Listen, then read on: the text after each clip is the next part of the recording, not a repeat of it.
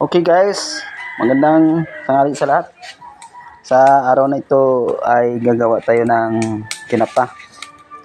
At sa ating paggawa, magpapakulo tayo ng tubig.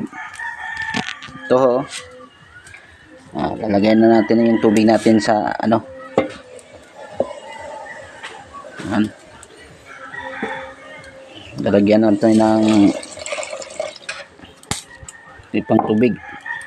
Pagkatapos yan, maglalagay tayo ng asin. So guys, lalagay tayo ng asin. Lalagyan natin ng asin yung pinapapakulo nating tubig.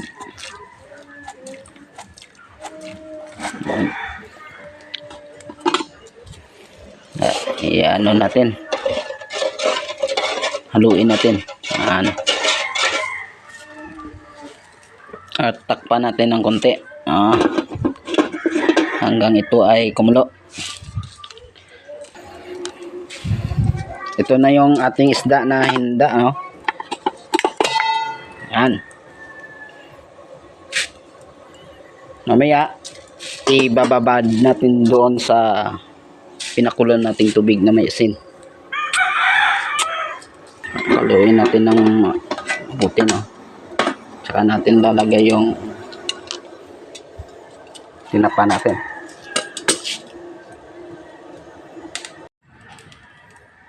Okay guys, bubuksan na natin yung ating nalutong tinapa, pinakulong tubig. Tapos ilalagay na natin itong ating hinandang isda.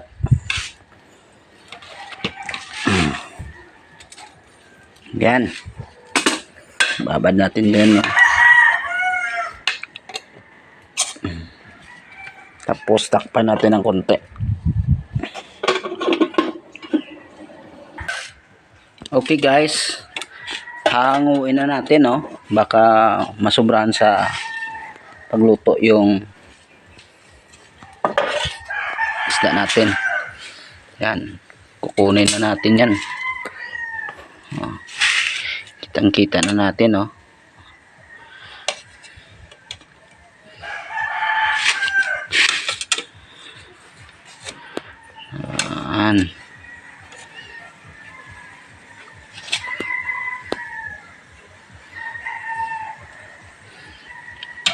hanguin na natin ito at papalamigin.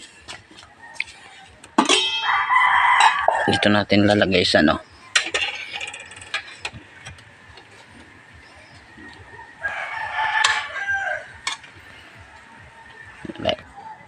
okay guys, yan papalamigin natin ng konti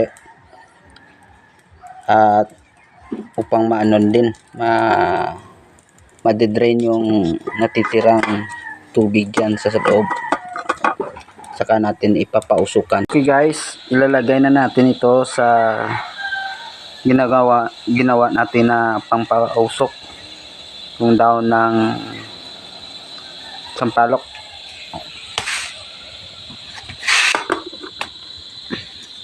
Tatakpan natin guys, para yung usok ng daon ng sampalok pumasok dyan sa ating ginawang tinapa.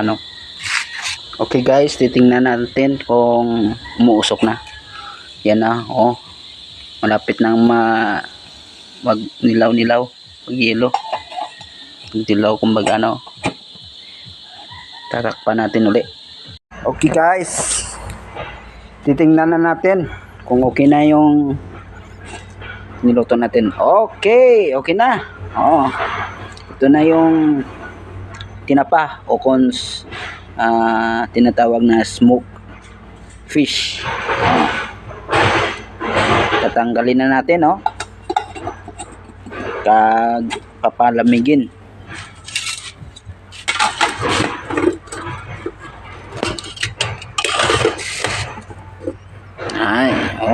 Tuyong-tuyo na yung daon ng sampalok.